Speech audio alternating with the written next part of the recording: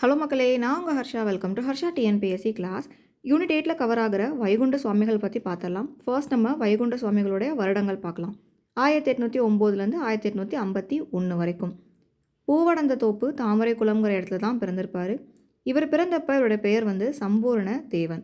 1833ல் 24 வயதாக இருந்தப்ப திருச்செந்தூர் கடலில் இவர் அருள் பெற்றிருக்காரு. இவருடைய தந்தை பொன்னு மாடன்.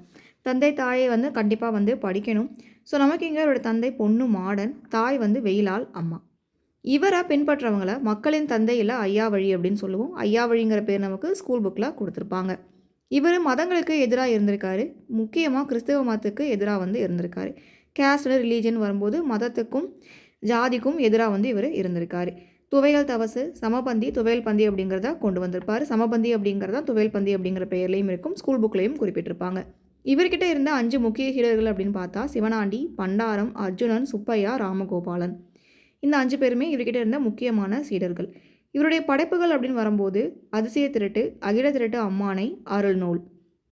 இதில் அகில திரட்டு அம்மானைங்கிற புக்கை தொகுத்தவர் இவருடைய சீடர் ராமகோபால் 1841 தொகுத்திருப்பார். அடுத்தது அருள் நூல் அப்படிங்கிறது அருளாளர் 1927 இந்த நூல் நமக்கு வெளியாயிருக்கும்.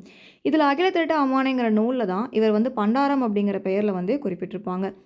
இவருடைய நேரடி போதனைகளில் பதி அப்படிங்கிற பெயரில் தான் குறிப்பிடுறாங்க. மொத்தமாக 7 பதிகள் அப்படிங்கிறது இருக்குது.